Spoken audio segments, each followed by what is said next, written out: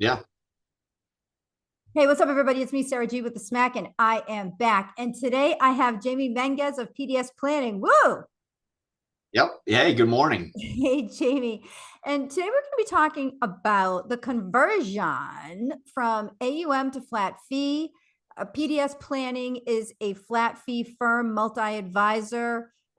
There's a stigma attached a lot of times with flat fee advisors that they're lifestyle practices or they're all solo advisors. So we're here to say nay on that. Jamie, great to have you. Thanks for having me, Sarah. I appreciate it.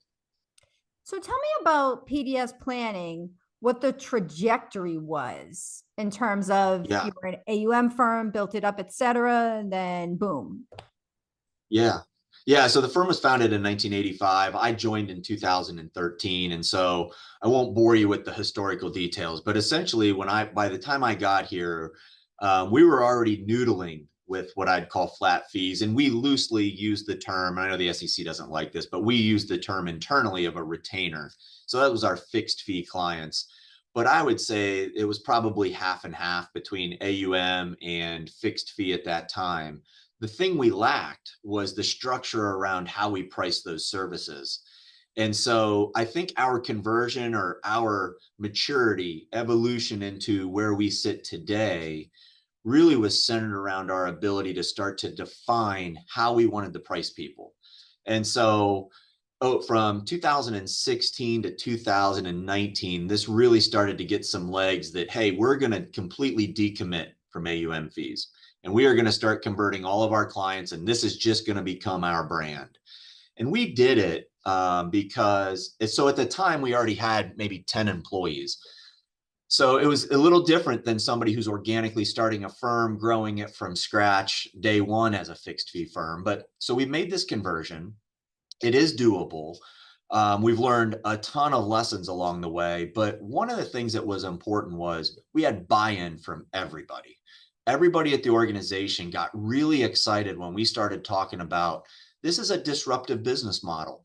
This is something that you generally don't see from what I'll call larger firms relative to maybe a solo practice or a 1 to 4 person organization. And so we embraced it right out of the gate. And so I think the biggest thing though is from about 1920 or 2019, 2020 until today, the thing that we have learned is that we have to be very careful about how we price things so that we can provide opportunities for our clients, provide the best counsel possible, as well as give career opportunities to a growing organization because we're 16 people strong today, and probably going to need to make 1 to 2 hires over the next 12 to 18 months. So there's been a lot of challenges with it, but we've definitely done it, embraced it, and it is a big part of who we are from a brand perspective.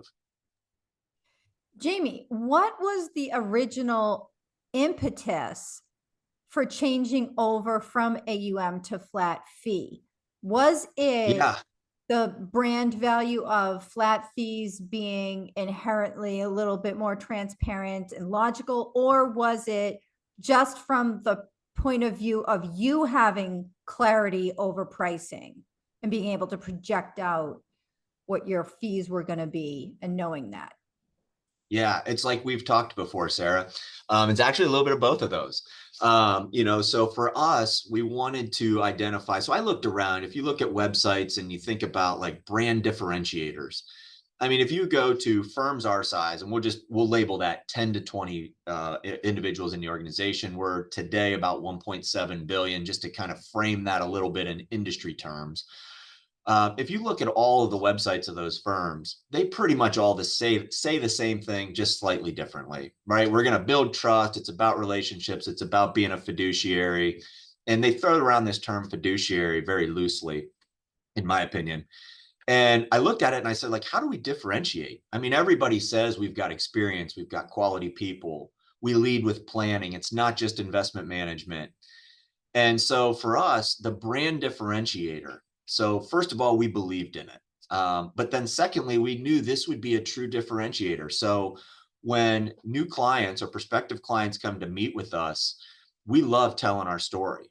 We love that the AUM model exists because when I talk to clients, our prospective clients, let's say somebody's got $3 million in their accounts. When they sit down with us, I tell them, I say, can we both agree that you walked in here today, we've never met, you walked in here today with $3 million already in your accounts. So why would that begin to drive how we're going to price our fees? You've already accomplished having the $3 million. And so it gives a clear, distinct differentiator. But it was also something around transparency with a CPA background like I've got.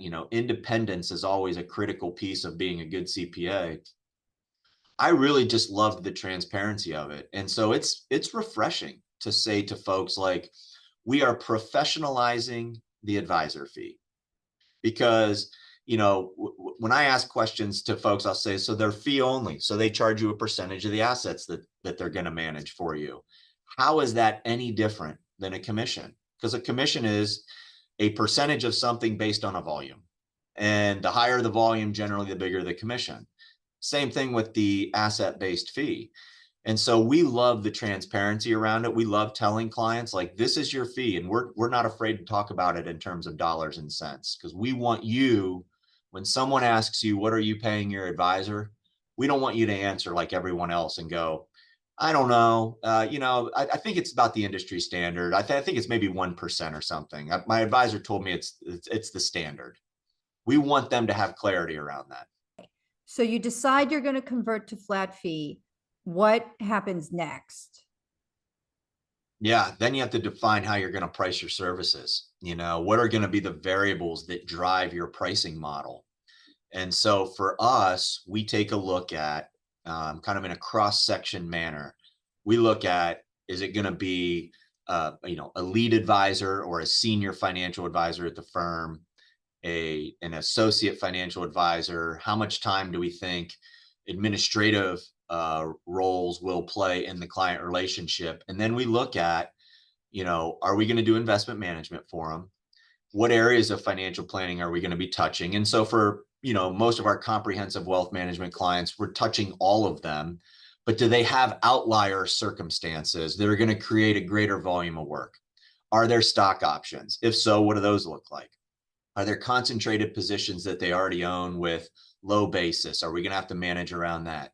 Are we unwinding costly and surrender charge laden insurance policies and annuities? Are they going to retain a third party or another custodian? So our preferred custodian is Charles Schwab. Are we going to have to retain relationships with Fidelity or Vanguard or any other platform? Do they have family members? Are we looking at multi-generational wealth planning? So how complex does it get? So for us, we've got kind of our core services, which is cash flow modeling, annual meetings, phone and email support, like all the things that you would have throughout the year that are just normal course of service business. And we have investment management layered in there as well. How many accounts do they have? So like you might have a household that has 15 accounts just for a variety of reasons, trusts or whatever they might be. And you might have a client that has 4 accounts, and the 15 accounts might be, in total assets might be less than the person that only has 3 or 4 basic accounts. Like that kind of thing. We've learned that you have to price for those, because if you don't, because what we know about our people is no matter what we price the service at, they're going to do everything they can to help them. And so if you've got somebody that's in a pretty basic or a moderate category, they can still do everything they need to do to help them. It just might not take that much time. And then we've got these other folks, maybe second marriages where we're dealing with really sensitive topics around children from a prior marriage, and or there might be a couple with a special needs child, and we've got to work around some of those rules in Ohio. Like when we think about that, we know we're going to have time involved because we're, again, going to do everything we can to help them. So we learned the hard way that if we don't price very carefully, that we're going to come up on the short end of that, because we're not going to say no to a client when they need something. But Jamie, what happens if somebody divorces or dies? Like an unforeseen thing that you couldn't price for because you didn't know. Yeah. So in situations where things come up, out of the blue, we deal with them. We just manage through them. Fees are not the first thing that come to into our thought process. It's how do we get a solution for the client? Our clients also know because because the cost of doing business for us from a technology, personnel, cybersecurity, compliance standpoint continues to rise.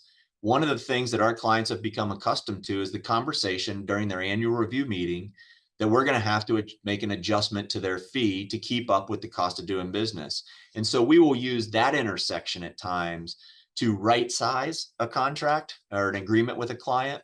But in the heat of the moment, where we really have to jump in and get involved in things that we didn't foresee, sometimes those things are, just the natural course of business. And I'm thinking about your spouse passes away and we have to help kind of settle up an estate for the surviving spouse who's going to continue to be a client.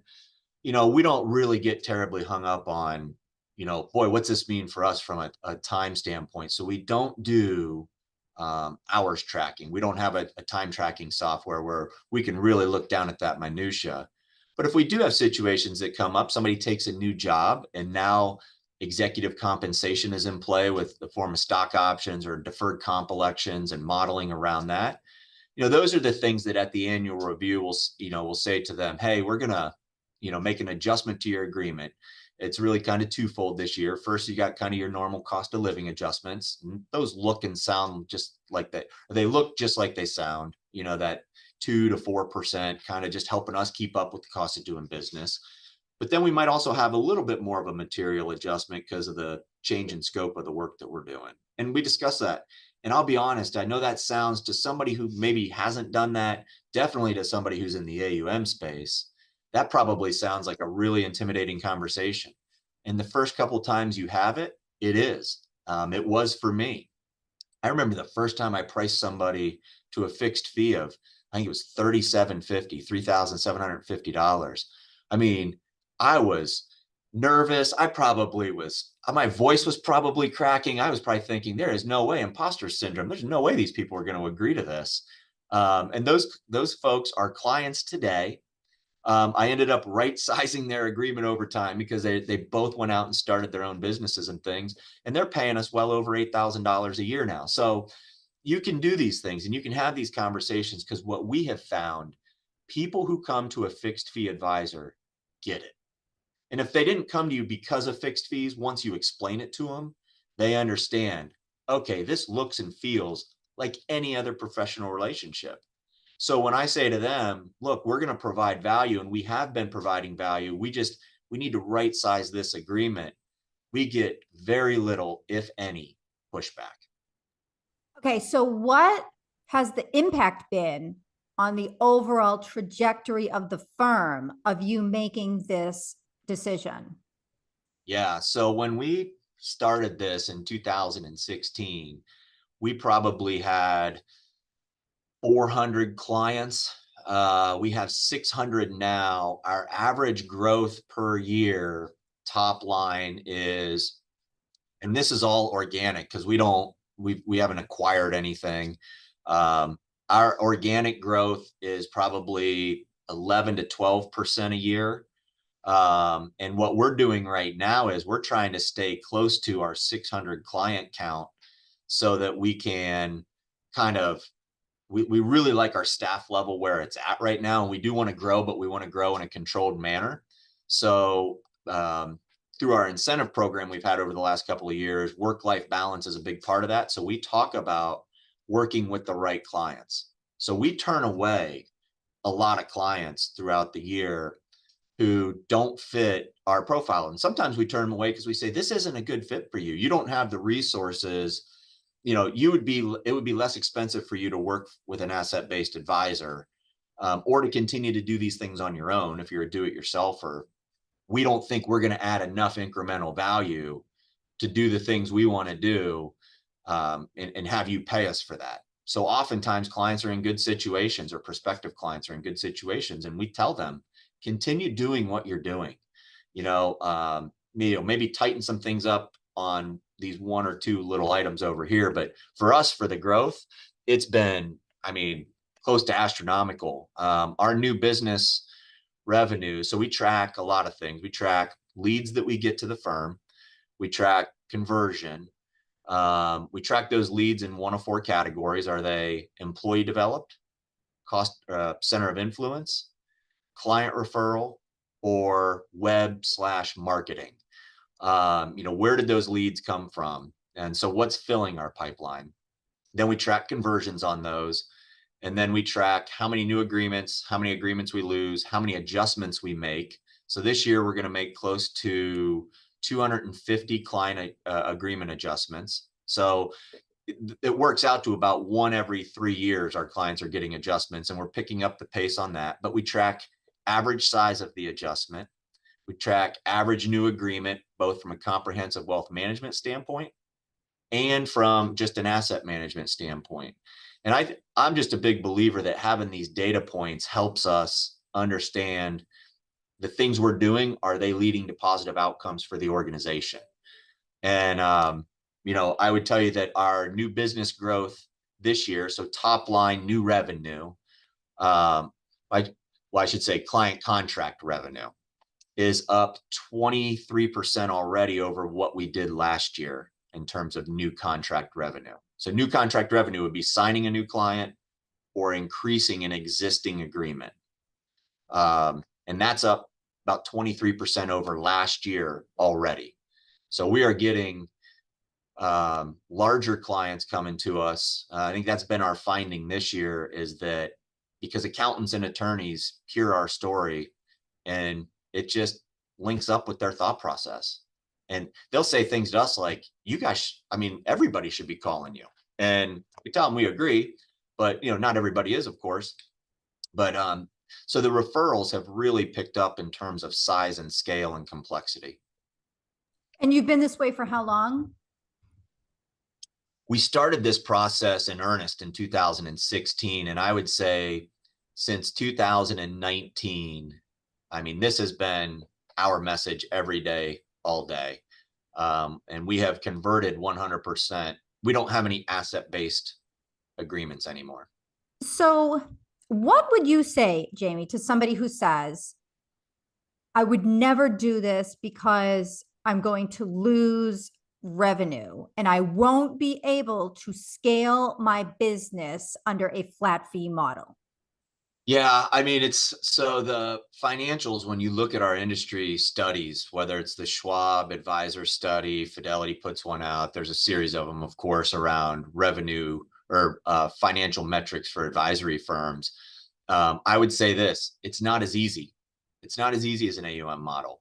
And it's not that we embrace hard, but we're willing to be up to that challenge to be the advisor we want to be. And at the end of the day, we are running a profitable business by any standard.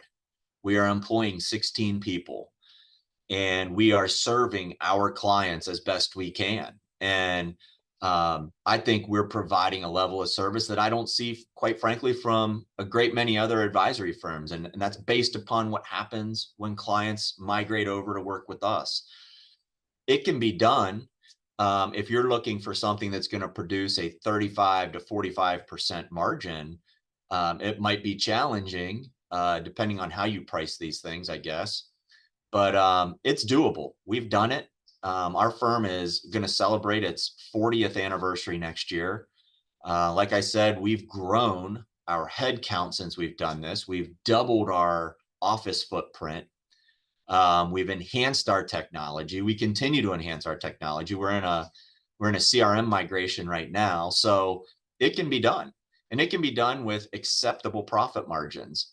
For us, and what we talk about at the partnership level is, how are you going to be remembered in this business? And it's not, people don't really care what you say; they care how you make them feel. And our clients, I think, feel, like they can trust us. They know we have their best interests at mind. They know that if they come to us with a financial question and we tell them to put money into Schwab, take money out, buy real estate, whatever we tell them to do, they recognize we don't have a financial conflict. And I go back to, we're creating opportunities and a scalable business model for all of our young people while serving clients. So if I have to give up something maybe on the bottom line along the way, so be it. And I think we're all comfortable with that because we're really proud of what we've built. And we don't worry too much about outside forces. I think the people who get really hung up on, well, I can't do this, they're looking at themselves relative to other firms instead of kind of taking care of what they need to take care of in their own entity to have the entity that they're proud of, that they want to have. So, I mean, if it's all about dollars and cents for the advisor, I would stop and I'd say, well, I haven't heard the word client in there, right? So can we marry those two things together? And we think we've done that. So we've met the challenge. It's hard. It's not the easiest, but we're proud of it. What's helped you to be able to do that? Um, I think for us, one, having all of our employees buy into this and be excited about it and recognize that we are doing something a little bit unique in the industry. But two, it's been an education by fire. So one of the things that I would tell you is like mindset wise, we would have said for a firm our size, we would have said 5 years ago, we'd have said, man, it's really nice if we could just get the average new client contract to be around $5,000 to $6,000 a year. Because when I got here in 2013, our average new client agreement was about $4,000, about 3,800. I just looked at that last night. And so we got to this point where it'd be great if it was 5 or 6. And then that conversation changed to like, imagine if it were 7 to 8.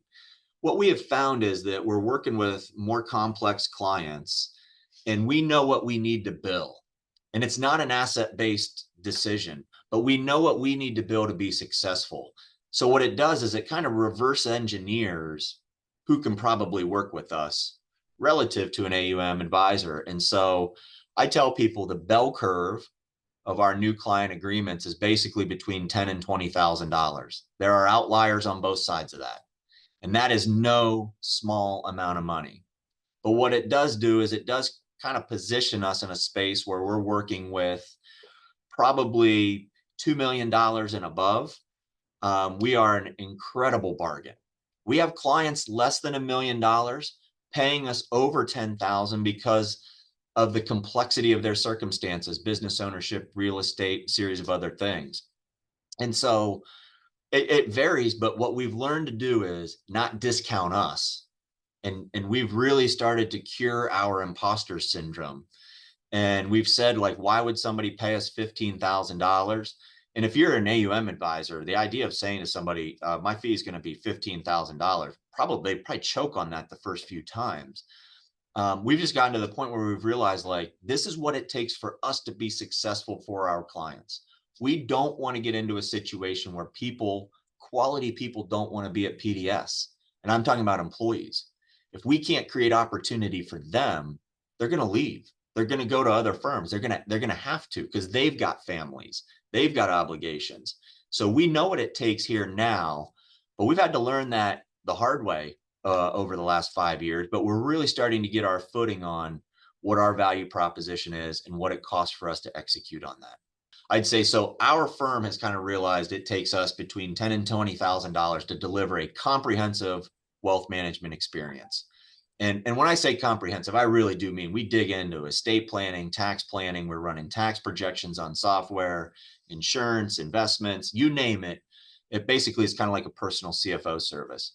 That can be delivered to the, $500,000 to $1 million client or the 250 to 750 type of household.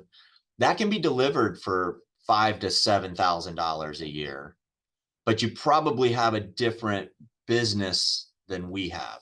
And again, 5,000 square foot office and 16 people, and the technology requirements and the user agreements, licenses that we have to pay. I mean, it's just a different business model. So for us, what we've realized is to continue to create the business we want. And it's not to become a 50 or 100 person firm. We really want to be as controlled as possible because we've got a pretty good culture here right now. But this can be done on a smaller scale and you can serve smaller clients. what we've come to realize is that, and I just use the easy AUM figures of 1%. If a 10,000 or a 10 million, or sorry, if a $1 million client wants to work with us, they need to realize they're probably going to be paying today higher than market rates.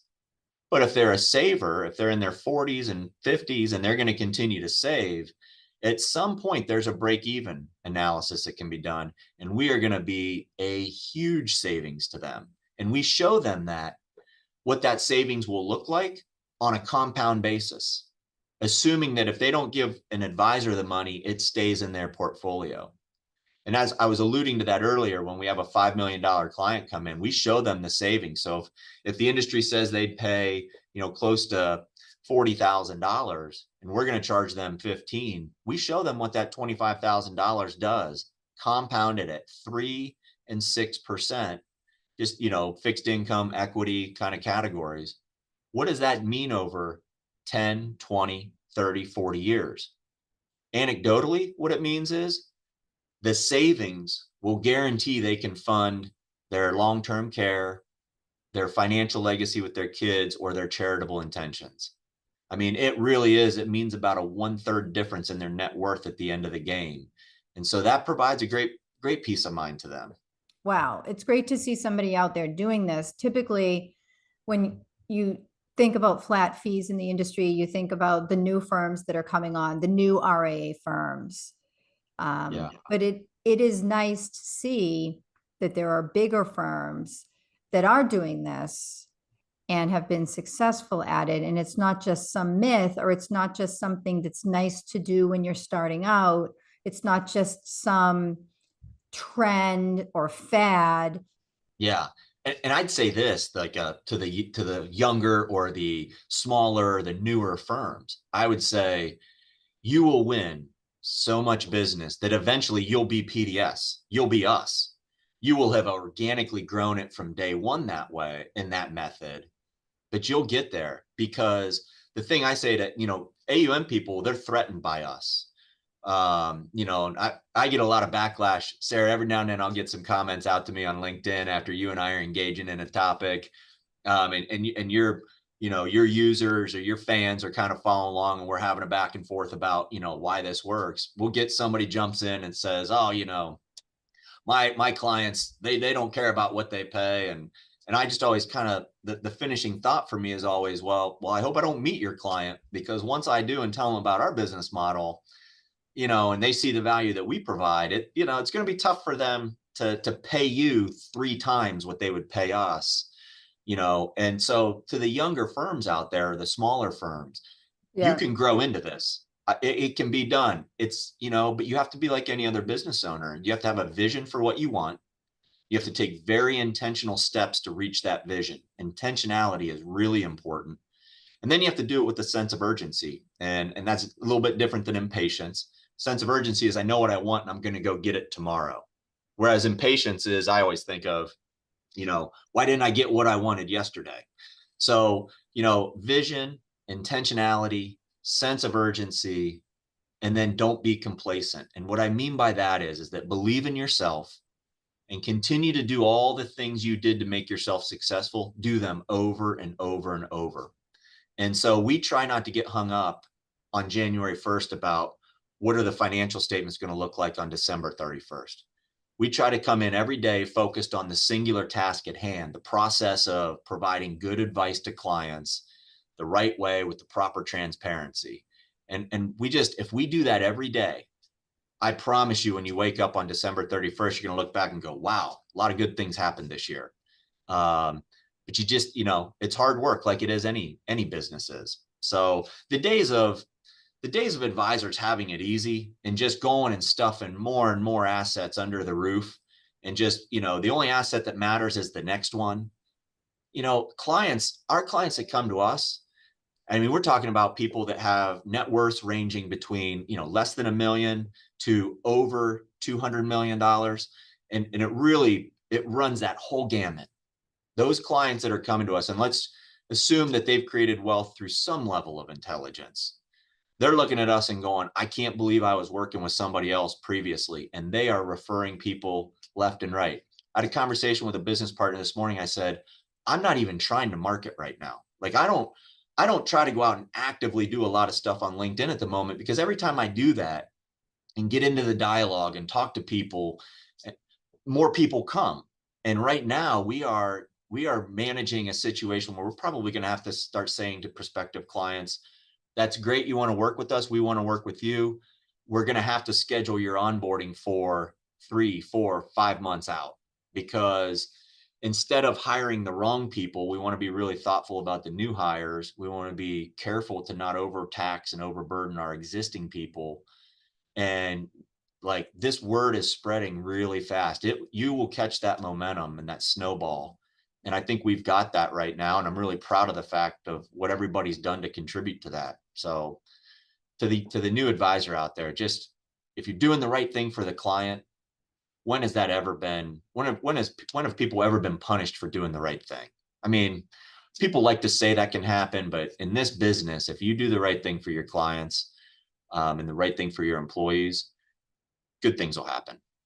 What occurs to me as I listen to you here is it's not just like you set out and you were like, well, we're going to be we're going to be flat fee.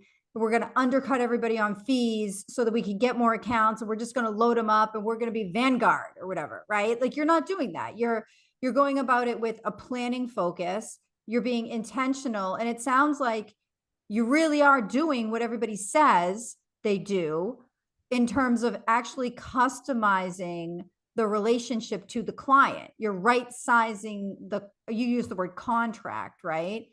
Yeah. But you're right sizing the relationship to the client. And for that reason, you've been able to make this work. Yeah. And yes. And in the last 3 weeks, I've had 2 clients. I had a client that I presented their adjustment to, and it was significant. It was probably 40% more than it was the prior year, because the work has grown to such a level that it was beyond what I even thought it was going to be. The client looked at me and said, I'm not going to sign that. It's not enough. And I've never had that happen. And so I was like kind of on my heels, like tripping over myself a little bit. So I said, okay, I'll go back. I'll revisit this. Let me review it again. I appreciate that. That meant a lot to me. It tells you about the quality of work we're doing. We submitted a proposal that was about 20% higher than the original submission. And the client said, I'm glad to pay this. And if it needs to be adjusted mid-year or at any point in time before our next review, let me know, because with what you folks are doing for me, I can't find anyone else to do it. Now, everybody's got one of those stories probably in their client roster. I had another one the other night. We helped their daughter with some new benefits at a new employer. Wrote back and said, hey, if we need to make an adjustment to our agreement, they're using our language now. Yeah. If we need to make an adjustment to accommodate you guys being able to help our daughter, that's perfectly fine for us, because we're just glad she's getting on the right track with the right people and not buying a bunch of meaningless products. So yeah, I mean, I'm thrilled. I've never been more excited about the prospects for our industry. The fact that Bob Berry's just published a new study on the evolution of fees. I don't know if you've seen that yet, Sarah. I'm just starting to digest it myself.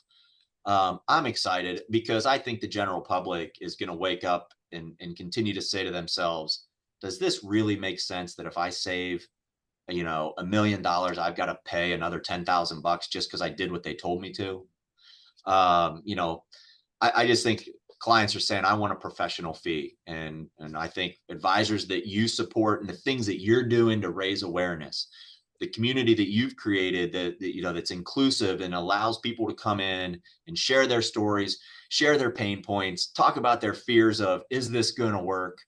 I think that does so much to move the industry forward. So, thank you for the things that you're doing to bring people together and to create that momentum for the right things for clients.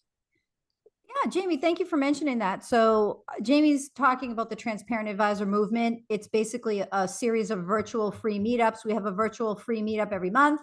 We have flat fee advisors, advice only planners. Those are people who aren't doing any investment management. They are sheerly focused on planning, and they provide investment recommendations that the client themselves execute. There are low AUM fee advisors there. There are people that don't subscribe to any of these models, but are just doing the right thing and being transparent and being intentional. And that really is what it is about. Because although some models are more transparent than others. There's nothing to say that if you run your business, you can't learn something about transparency by learning about how other advisors are doing things. And that's what the goal really is of the transparency movement.